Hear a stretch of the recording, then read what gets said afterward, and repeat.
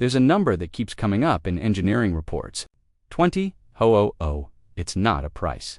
It's not a range figure. It's RPM, revolutions per minute, the speed at which an electric motor can spin before it tears itself apart. And for years, that number was impossible.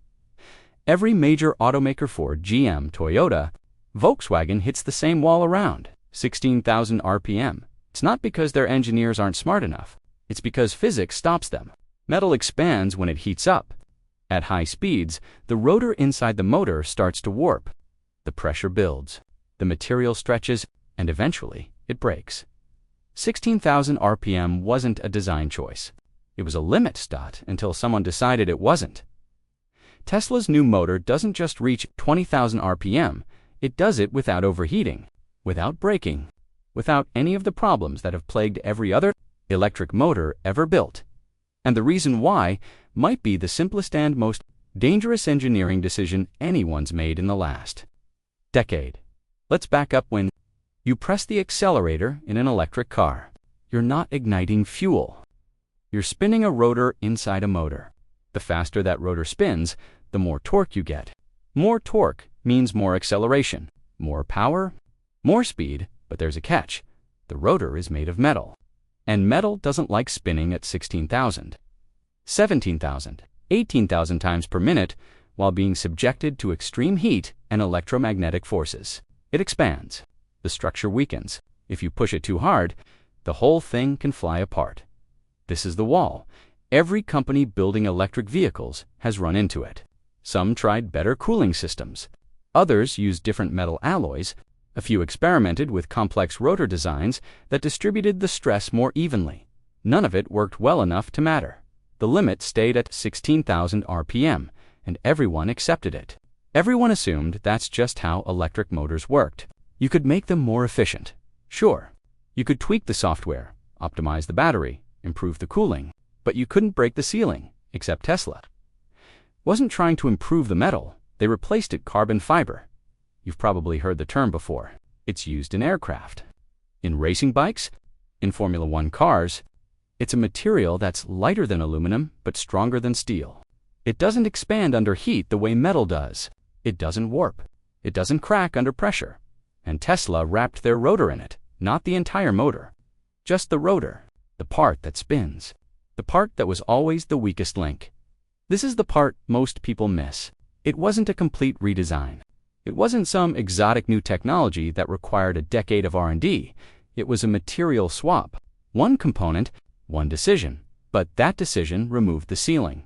Now the motor could spin at 20,000 RPM, and it could do it continuously, without breaking down, without overheating, without any of the failure modes that had defined electric motor performance for the last 20 years. And here's the thing: most people don't realize what that 25% increase actually means. It's not just about the number. When a motor spins faster, the car accelerates harder. The torque curve changes. The power delivery becomes instant. You're not waiting for the engine to rev up or the turbo to spool. You press the pedal, and the car moves immediately. Tesla's new vehicles can go from 0 to 60 miles per hour in under 2 seconds. Let that sit for a second. A Bugatti Chiron, one of the fastest production cars ever made. A car that costs over $3 million does 0 to 60 in about 2.3 seconds. The Lamborghini Aventador is in the same range. These are cars built entirely around speed. Mid-mounted engines, rear-wheel drive, lightweight materials, aerodynamics tested in wind tunnels for thousands of hours, and an electric sedan just beat them. But here's where it gets uncomfortable. Those supercars achieve that speed by burning fuel. A lot of fuel. Their range is terrible. They're loud. They produce emissions. They require constant maintenance. And after a few hard launches, the engine needs time to cool down, or you risk damaging it. Tesla's motor does it silently, with no emissions. And this is the part that doesn't make sense at first.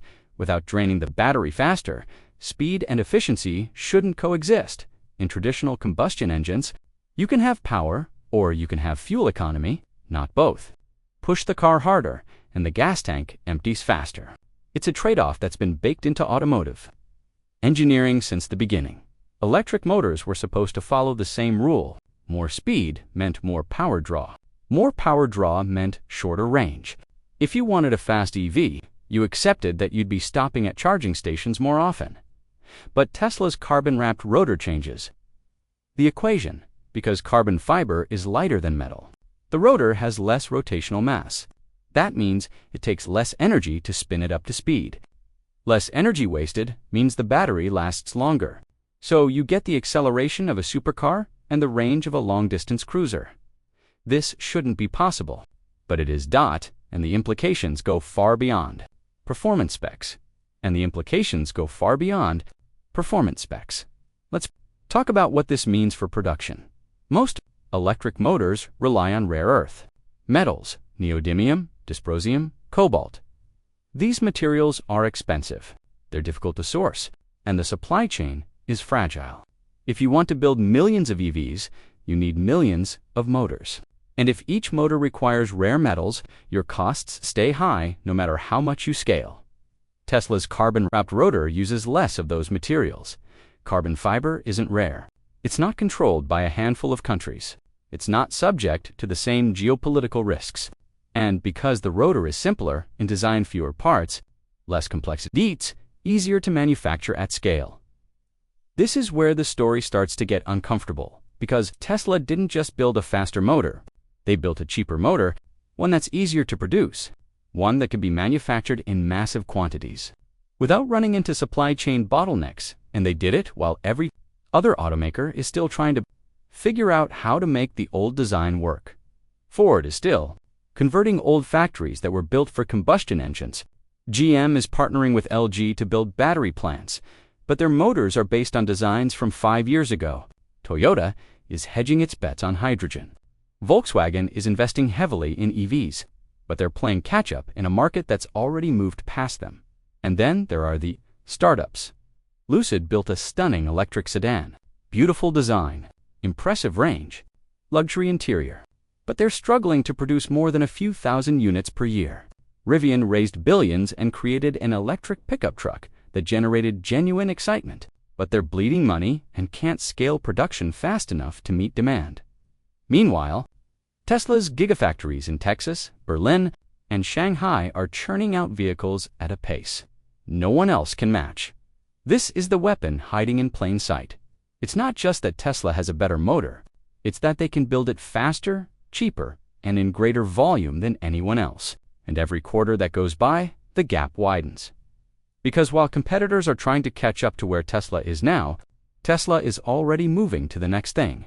The 4680 battery cell larger, more energy, faster charging, longer lifespan, the full self-driving AI trained on billions of miles of real-world driving data.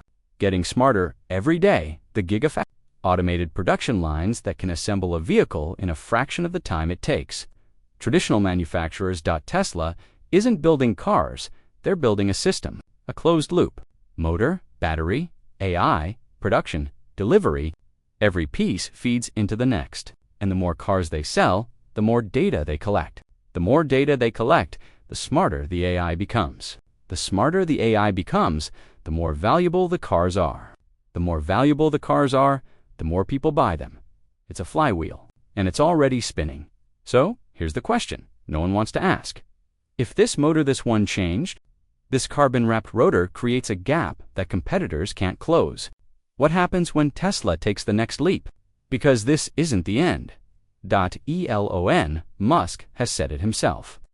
This motor is the beginning of a new era, not the peak. The beginning, which means there's something else coming. Something that makes 20,000 RPM look like a warm-up.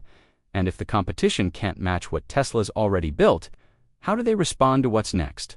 The race might already be over. The only question left is whether anyone realizes it yet. Imagine what would happen if an engine were to emerge. That would shake up the entire automobile industry. This isn't a simple upgrade, but a direct warning to car companies around the world. Elon Musk has once again made a splash that has stunned everyone. People say the EV race has just begun, but Tesla has created a motor that could end it.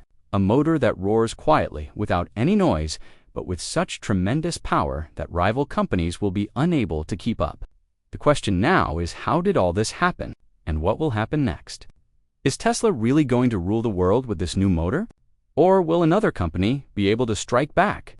This story isn't just about technology. It's about the future. And the name of this future is Tesla's game-changing motor. What makes it so special? Why is it so dangerous? And why is it being said that it's nearly impossible to compete with? You'll find out all this in this video. And the biggest secret that will keep you hooked until the end is that this motor isn't the end for Tesla, but the beginning of a new era. So stay tuned to the end of this video, because what you're about to hear will change your perspective.